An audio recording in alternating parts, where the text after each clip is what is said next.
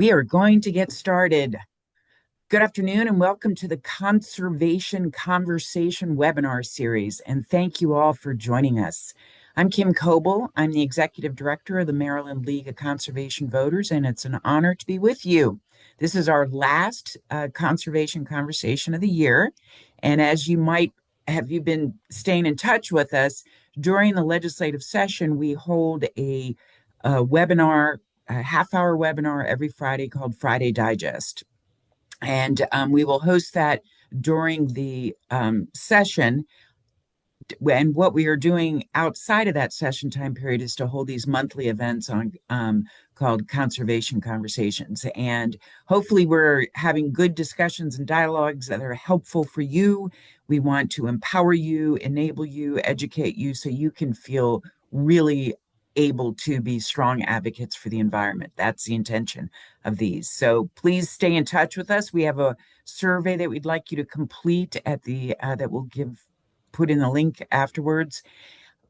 Today's conversation, to wrap up the year, we're going to do a hybrid. And what we're going to talk about are some of the environmental issues that we will be focusing on during the session. And what we're going to try to do is pick up questions that you have submitted and in anticipation of this around those issues, maybe a couple other topics.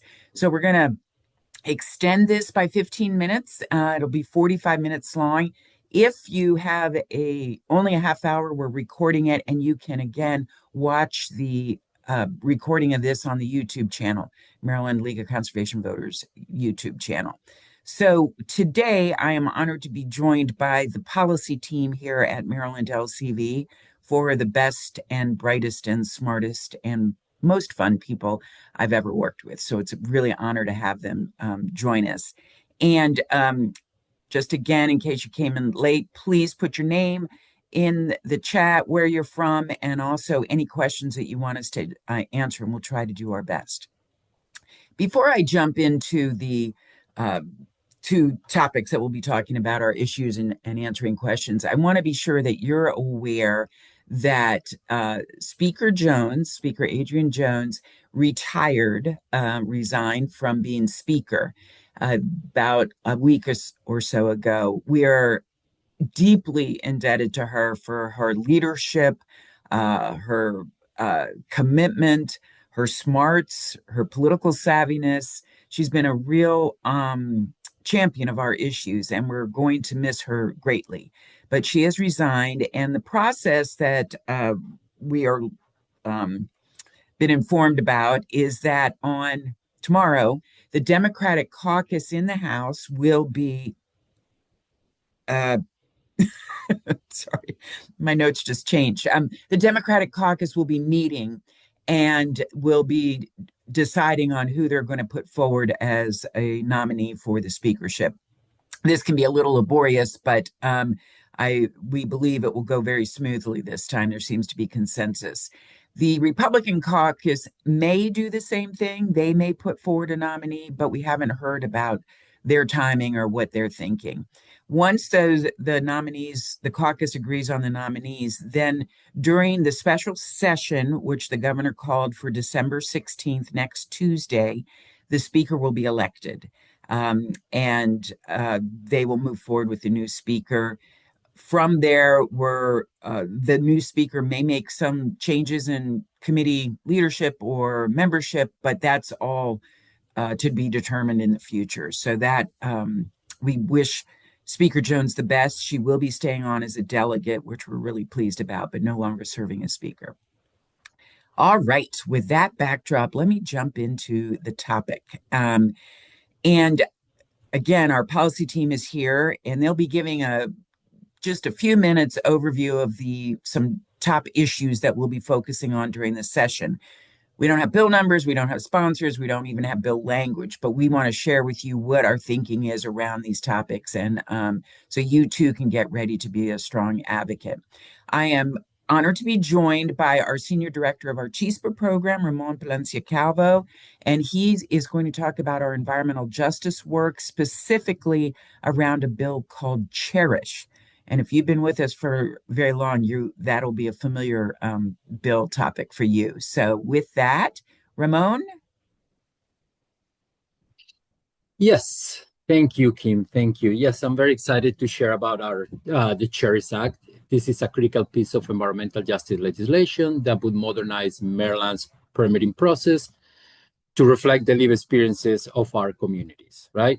So to put this in context, imagine living in a community where you can see a power plant for your window, smell chemicals when you step out of the house, hear trucks drive by when you step also out of the house, when you take your kids to the bus stop. So when new permits are issued for industries to pollute, Maryland is prohibited from considering the pollution that the community is already experiencing. And that's Maryland's current system, and it's failing communities that already experience a heavy burden from pollution. Right now, Maryland issues pollution permits one at a time in isolation. A facility might pass on its own, but we are not looking at the total picture, right? Meaning the combined burden of pollution on communities already breathing dirty air and exposed to contaminated water and soil. While other states, including New Jersey, New York, and Minnesota, have modernized their systems, Maryland lacks the explicit legal authority to protect communities facing cumulative environmental harm. So the CHERIS Act changes that. This legislation gives MDE, the Maryland Department of the Environment, and the Maryland Public Service Commission the power to issue or deny permits in overburdened communities by considering existing pollution from nearby sources and environmental justice data.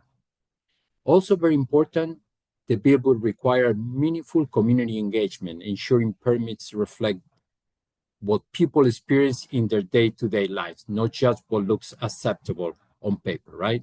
So the history of this bill, what's been happening in the past. So we have tried this approach before. Since 2014 in Maryland, similar bills have stalled despite support from health experts, impacted communities, advocates, and also studies confirm that communities, what we already know, right? That cumulative impacts matter.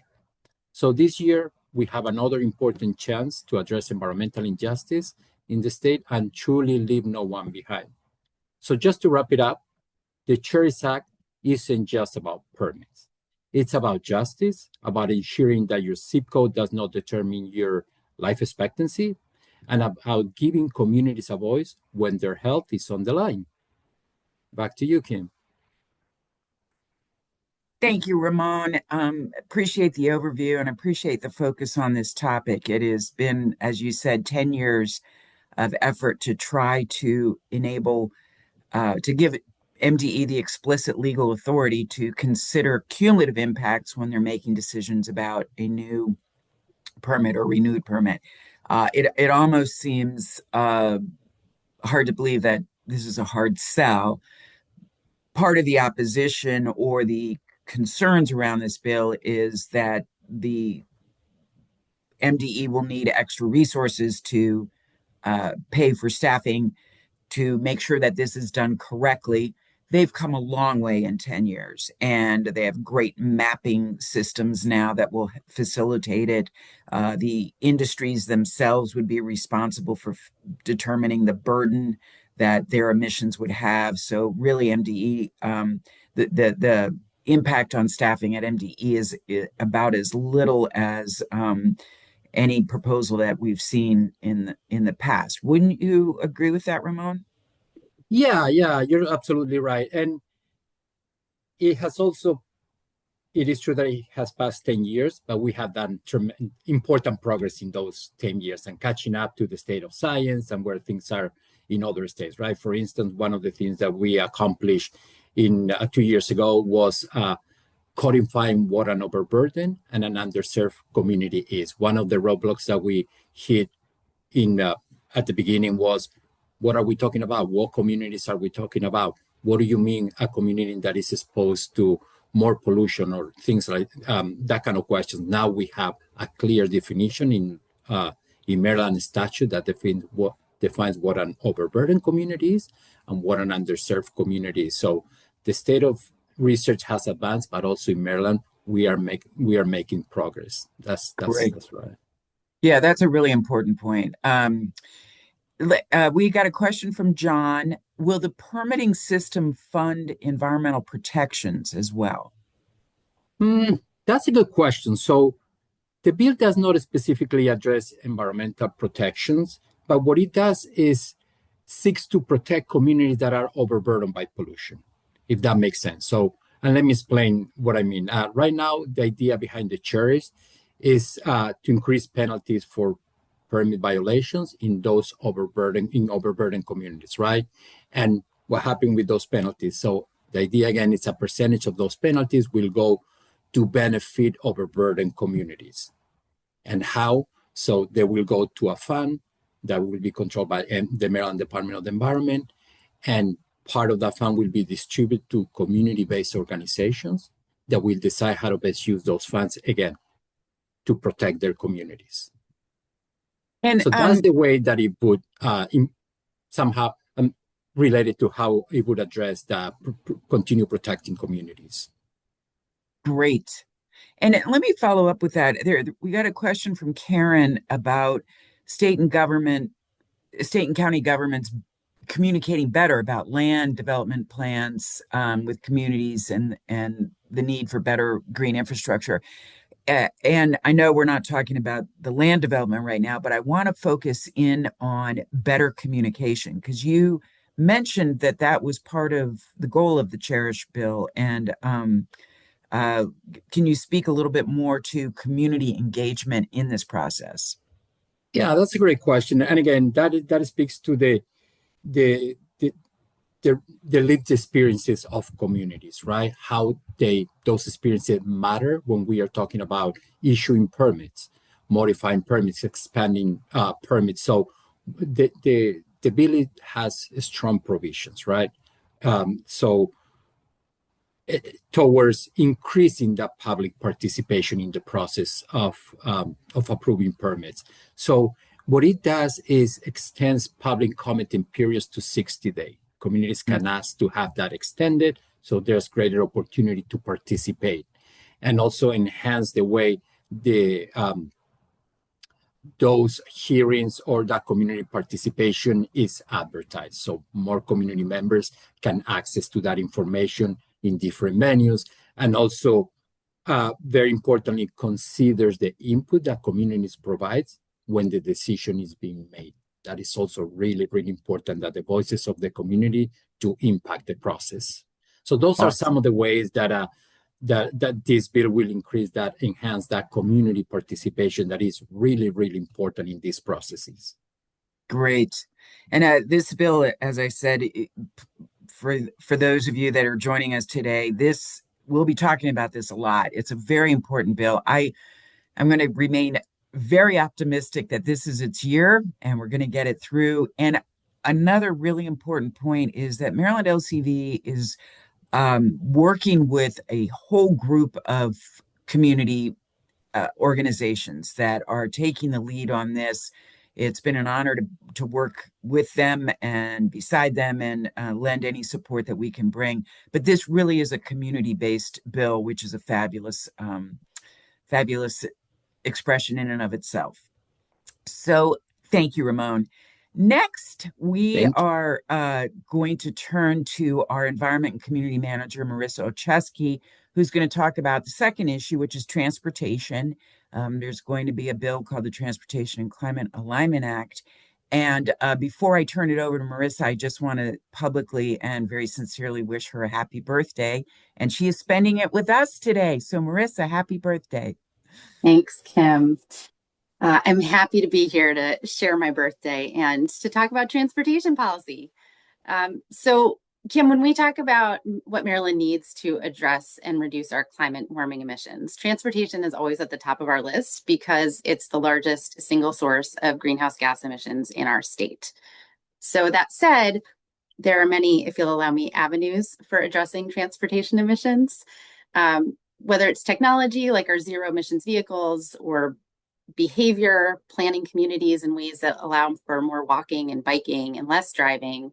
There are lots of levers we can pull to change how transportation affects emissions. Now, for the past 2 sessions in Maryland, advocates have been working to build support for legislation that would ensure that in Maryland, our state transportation plans account for these multiple levers of opportunities. The main idea behind that legislation is ensuring that our transportation dollars are used more effectively and that spending takes into account the health, climate pollution, and community impact of transportation dollars.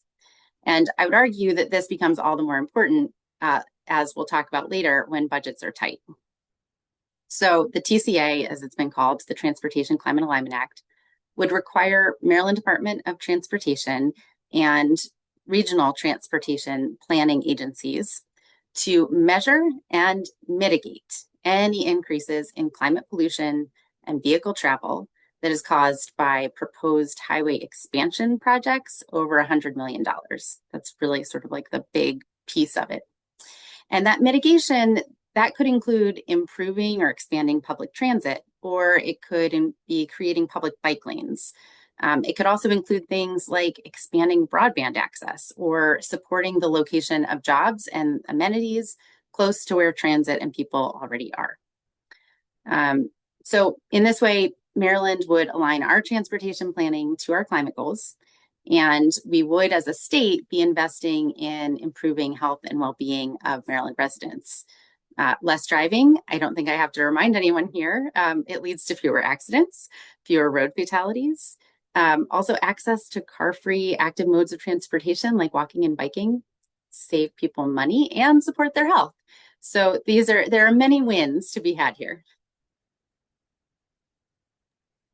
Marissa, thank you. And I think you're raising such a great point. When I'm walking in downtown Baltimore or Rockville or any of the urban centers, I think, boy, if we had known then what we know now about design and planning, I think we would do it so differently. It just, a lot of times it's not conducive to walking and biking in a way that's friendly, especially compared to other places around the world that do a whole lot better job on that.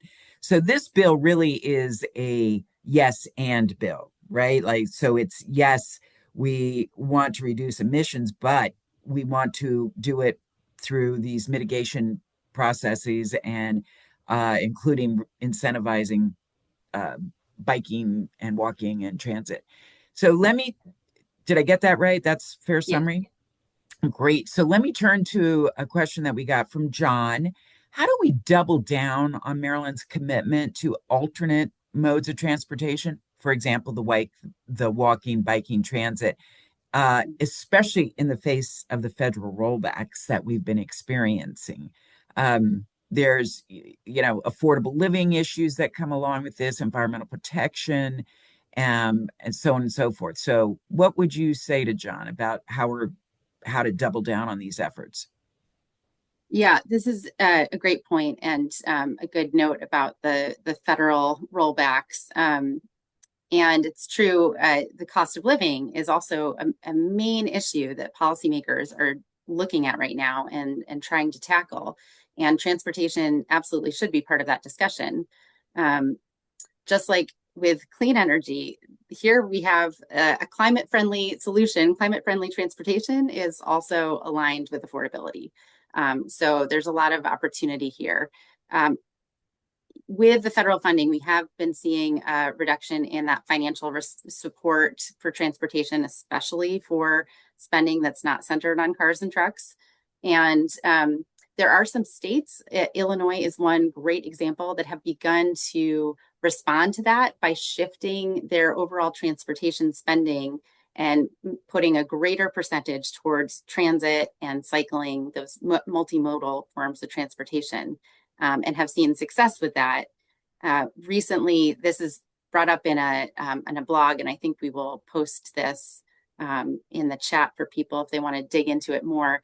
But recently, the nonprofit RMI worked with the Institute of Transportation and Development Policy, and they looked into this question of how much governments stand to gain when they increase the percentage of transportation spending on multimodal infrastructure.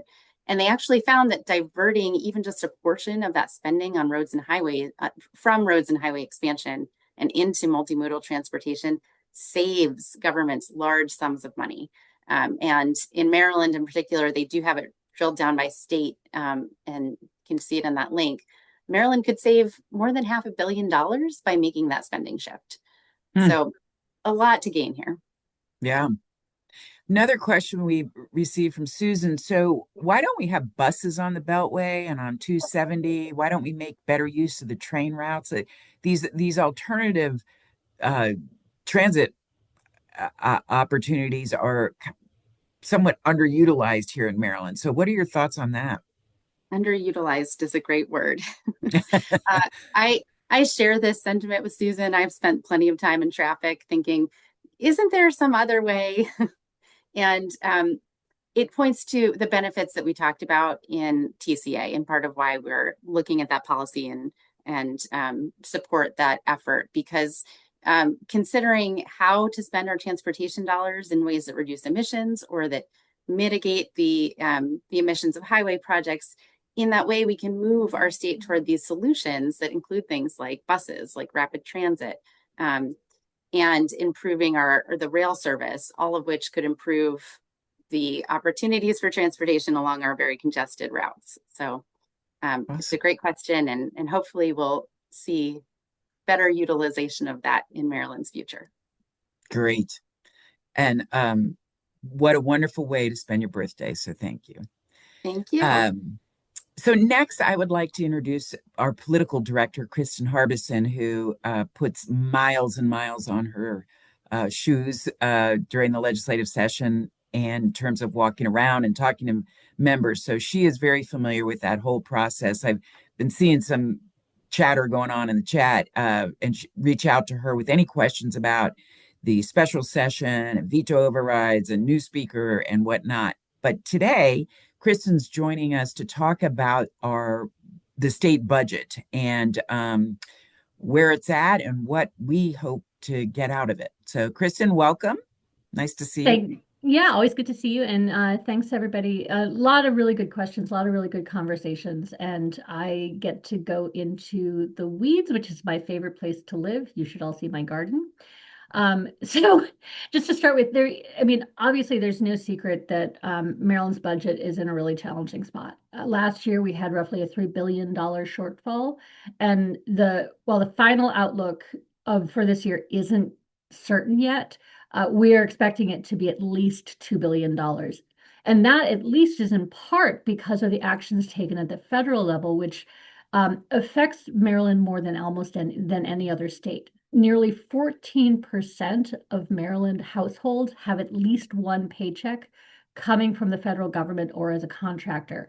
Virginia has more federal workers, but it's a bigger percentage of Maryland's population that's directly affected by federal government actions. But here another couple of really important numbers that we are trying to highlight this year, and just in general. Maryland's environmental agencies put together, if you take the Department of the Environment, Department of Natural Resources, Department of Agriculture, and the Maryland Energy Administration, if you take them all together, they comprise only about 1% of the state budget.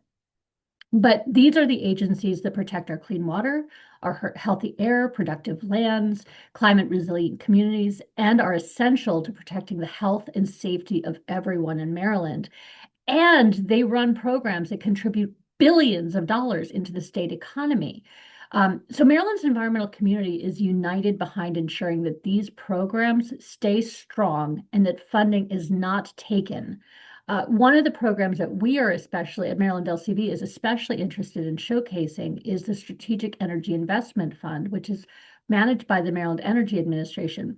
It's the single largest non-taxpayer generated source of revenue specifically designated to support low-income families and overburdened underserved communities in Maryland to advance the goal of climate pollution reduction. It's an incredible tool for Maryland to achieve its climate goals. So we'll be working to make sure that this money gets spent to support the program that it was designed to assist, including supporting renewable energy projects that build our state's energy independence, but also the programs that directly serve communities and families in Maryland, energy efficiency programs, energy assistance programs, and so many others. So this is a really important fund, and we're eager to draw attention to it and make sure people understand its value. Great. Thank you, Kristen. And the the other thing, as I understand it, with the what's called the SEIF, the Strategic Energy Investment Fund, is that it's the value of this program is that it is legislatively determined where and what it goes to. And so those funds become more and more important every year as the budget gets tighter. Is that correct? Absolutely. Again, I want to emphasize that this money is not coming from taxpayers. The sources of revenue there, it gets very complicated and very deep in the weeds about where it comes from. But it comes from sources that are not coming from the general fund. They're not directly coming from the taxpayers. So this is money, but it serves the taxpayers. It serves all of us in Maryland directly. These are direct services that where we can bring our energy prices down, our personal energy costs down through energy efficiency, through supporting these programs, improved utility, all of these things. And so it's so important. But the legislature gets to determine where this money goes. Yeah. And we want to make sure that it goes to things that we need to. So, shifting gears a little bit because a big part of your job is to, as you say, herd the cats with the environmental community. And there's just so many great partner groups that we work with all the time. And I know you do a lot of coordinating with them. But we have a question from Robert who says, how is LCV coordinating with other environmental groups like the Sierra Club and CCAN to address common policies during the 2026 legislative session? And he provides a couple examples of ways of policies. But why don't you talk a little bit about the structure in terms of the community being working together and staying coordinated? Yeah, I love this question. And so because we all do work together, there are probably 50 groups, environmental groups that work in statewide environmental policy in Annapolis. And we all try really hard to work together to make sure that we're talking to each other. We know what we're all doing so that we can speak with one voice. And we have there's an environmental community table of organizations that work in that space called the Community Coalition for the Environment, or CCE. And those advocacy groups get together every week during legislative session and regularly during the interim as well, to work together on so many of the issues that affect all of us, whether it's water policy, land preservation policy, energy policy, all these things that we work together and make sure we're talking together. This is the same group that puts together the annual environmental summit, which we've been doing for more than 30 years. And we encourage everybody to join us in Annapolis on January 28th at 4:30 p.m. We're back in the Senate office building, which is exciting to rally and bring and make sure that we show the power of the environmental community in Annapolis to the legislators. We'll be talking about the priorities that that group has identified as its top priorities, one of which is the budget. One of which is what we've already heard about, Transportation and Climate Alignment Act. One of the is the Cherish Act, and then also the bottle bill, which several people will be following and working on. But related to the budget, there is a really great way for you to get involved. We're looking for people to help us put stories behind the numbers to the budget. And this is something that we're doing as a community. So you might hear this from other groups as well. Tell us how these programs, these environmental programs, impact you in your lives, in your communities, in your neighborhoods, so we can put names and faces and number and people into the numbers as the legislature is continuing their decisions.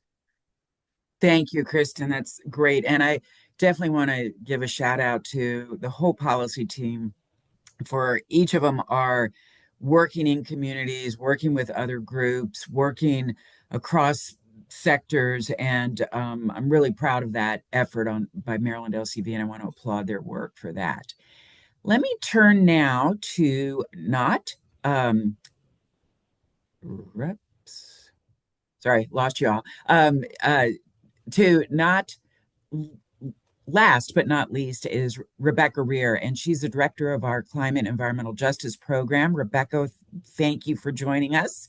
And you are going to share your thoughts a little bit about Power Maryland Forward and what that work is and how we're going about it. So I'll turn it over to you. Yeah, thank you so much, Kim, and thanks everyone for being here. So our state is seeing increases in energy demand at the same time we're seeing electricity prices soar. And we're working to make sure we can meet these demands with emissions-free energy that makes our grid more reliable. So Power Maryland Forward is the framework that we're using to think about deploying more clean, renewable energy on the grid alongside storage to meet every demand and stabilize energy prices. So it has those two kind of core concepts in that framework. And, at the same time, we're also playing a little bit of defense right now against new fossil fuel generation. There are a few proposals right now for new gas plants being considered by the Public Service Commission as a result of a process that was created by the Next Generation Energy Act from the 2025 legislative session.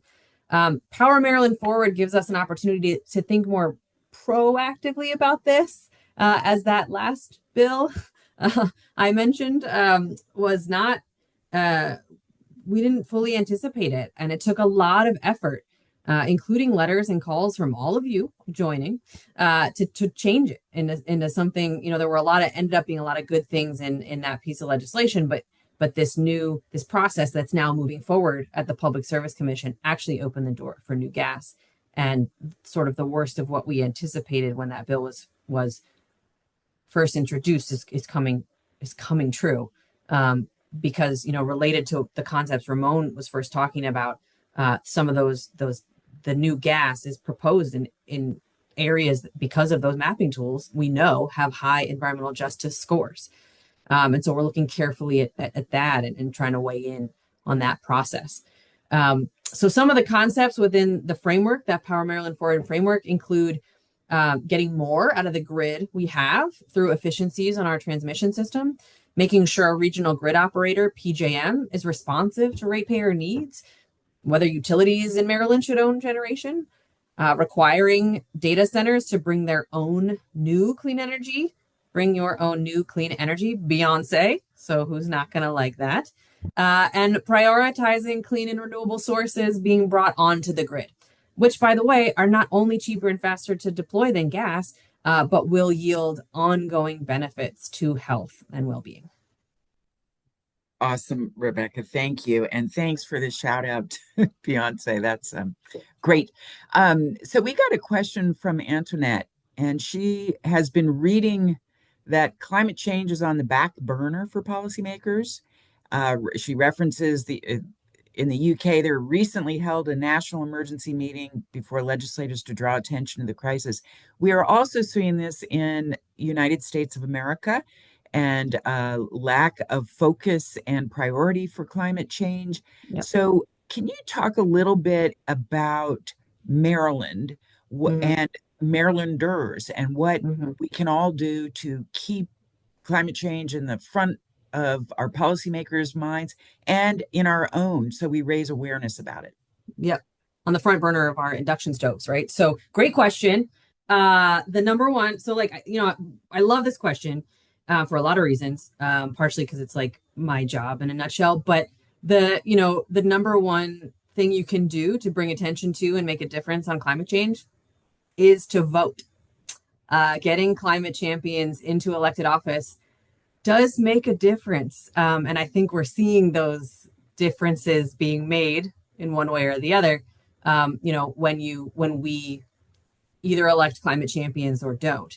And it makes a difference in the systemic changes we can make. Of course, from the minute you lift your head off the pillow in the morning to the minute you put it back there at night, there's decisions you can make that will make a difference on climate change. The example I always give in my personal life is when I started to compost by putting a empty popcorn bucket on my counter and throwing my banana peels in there. The change was a lot easier than I thought to make. So we can all make personal choices, but that systemic change that we can make through elections makes a huge difference. So voting matters. And you already heard from my colleagues, but storytelling is very important. People are not talking about climate change to their neighbors, or at it's about to be the holidays. You're going to see a lot of friends and family. talk about climate change and talk about the way that you are experiencing it. So maybe, it's not some far off thing anymore. It's not, I know it's winter, so it's cold, but it's still climate change is happening. And, maybe you're worried about young children in your family on high heat days, which are more frequent. Or maybe you have medically vulnerable neighbors whose medication is affected by temperature swings. These are the messages that get through and connect with people when you tell those stories. So storytelling is a really important part about keeping climate change front of mind for people. And we really also need to continue to make the cost effectiveness case. It's always about, people always say, well, oof, climate change, I get it, it's important, but, solutions are expensive.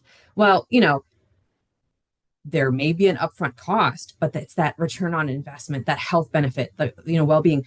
The Maryland Department of the Environment's own climate sub-cabinet report that was just released last week emphasized again that the investment in climate change that the state can make we're talking hundreds of millions to billions of dollars in growth in our GDP, as well as health cost savings, which if we, look at that against what we're seeing in the healthcare costs right now, can make a huge difference in people's lives. Yay. Love the enthusiasm. So Reed submitted a key question that I know you're going to love too. And it's energy affordability will be a hot topic in Annapolis, and that is definite. This creates an opening for solar batteries. One could even argue for wind and demand response measures that save consumers money. Will Maryland LCV take the lead on supporting these clean energy sources? Oh man, so you're right. I do love that question. Kim, I am notoriously bad at short answers, but I think I'm just going to say yes, yes, yes. We're going to take the lead on these, and I think you laid it out. The question sort of, I love questions that answer themselves, and there's a huge opportunity for battery storage and deploying more clean energy, particularly implementing legislation we worked on last year. So you can count on Maryland LCV and Maryland LCV Education Fund to be at the forefront of these. I guess I'm failing at my short answer, but the piece I'll add is not only yes, but we need you. We need all of you who are on right now to be part of that leadership, and the calls that you make and the action alerts that you click on sure do make a difference. And so yes, and we need you. Great. Awesome. Let me see what else we have here. Ed, my friend Ed, I haven't seen you in a little while, but Ed has a question here about how many coal-fired power plants are still operating in Maryland, and do any of the remaining coal plants have a scheduled closure time? Great question. So yes, there had been retirement dates. So this is sort of plays into the question about how our grid operator is being responsive to ratepayer needs. So there are coal plants still operating. They had been scheduled to retire, but now because of some forecasts for projected increases in energy demand, the regional grid operator actually ordered them to stay running on a reliability must run agreement. So that while they were structured, so these coal plants were originally built in Maryland to support our everyday energy use. They're essentially now being used as what's called peaker plants. So when we see those when we see the highest energy demand, and the whole energy system is really built to support what we expect to be that peak demand, right? So to prevent any rolling blackouts or brownouts, like our energy system is built to support peak demand. So yes, there are coal plants still operating. We are overpaying for them because of poor planning on behalf of our regional grid operator, PJM. The coal plants for years had retirement dates in place. As we got closer, PJM looked around and said, "Oh, I don't know that we're ready to close yet. So we need BGE to build transmission. and we need to keep them open. And so it's just like planning is really important in our energy system, and working with our regional grid operator and our utilities and our PSC to do better planning around our energy system is going to make a big difference in people's bills, because right now we're paying a lot to keep those coal plants online, not to mention the costs of impaired air quality for people living near those plants. Great. Thank you. Let's see, Marissa, I'm going to put you on the spot here with a question that came in previously about land conservation, which I know is an area that you work. The question is about the 40 by 40 goal and whether or not we are going to be able to achieve it. So maybe just do a little bit of background on what that goal is and how land preservation goals efforts in Maryland are continuing. Sure. So a few years ago, the state agreed that the legislature passed a piece of legislation that set our goals for land conservation across the state as 30% by 2030, and then added a reach goal of 40% by 2040. And we have already achieved, by the state's metrics, 30% of land conservation. And the state is working towards that 40% goal.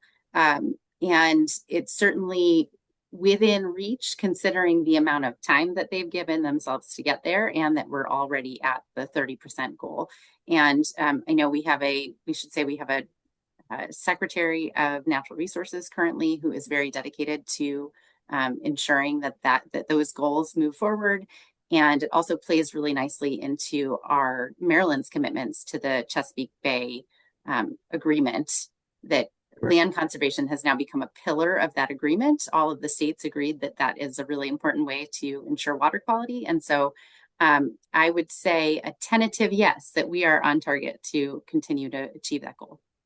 Great. Kristen had a number of questions. This is for you. We've had a number of questions on data centers. And so maybe let me just have you briefly, because we're running up against time here. What are your thoughts and responses to the proposed data centers that are being proposed, several of which are in Prince George's County and elsewhere? Yeah, and you know how much I love talking about data centers. That's why I said brief. Yeah, so data centers are coming in. There are a lot of them proposed all over the state. Prince George's County is one, Baltimore County is another, Frederick County, obviously. But I think the really material point is that we need to make sure that Maryland is a leader on how to do it responsibly.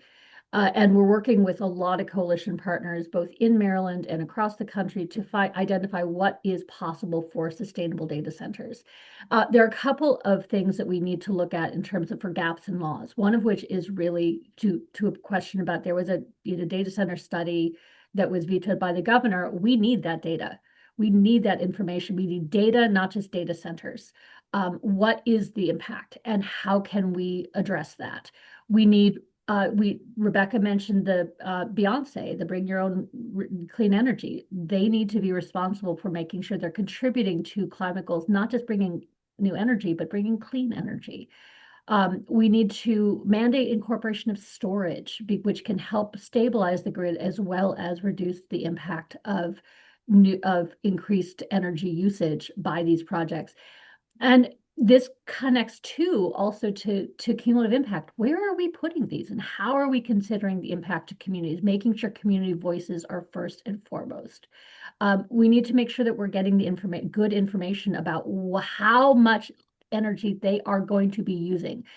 Don't double count, and don't, we need to make sure that the load forecasts are based on real numbers and real accurate projections of what they will be using. So we're working really hard with partners to make sure that we're identifying the regulatory gaps in our state law and to address those. Was that brief enough? That was great. And just wrapping up here, we have many more questions. I'm sorry we couldn't get to them. However, we are available at any point in time. Don't ever hesitate to reach out to me or to any member of the Maryland LCV staff, because we're here to help you be smarter and more inspired and more confident advocates. So please don't hesitate to reach out. Before we shut everything down. There is a survey. I saw that go in the chat. Please fill it out. That information is important for us so we can provide you what you need. And I would be remiss to say that, like every nonprofit, we need to raise every dollar every year. And as you look at your end of year giving, we hope you'll consider Maryland LCV. You can access us through the website. You can access us by giving us a call or looking up our address and sending a check. But we do appreciate anything you can provide and give to us by the end of the year. And with that, happy holidays to everybody. Thank you so much for being engaged with us, and we will see you next year. Bye now.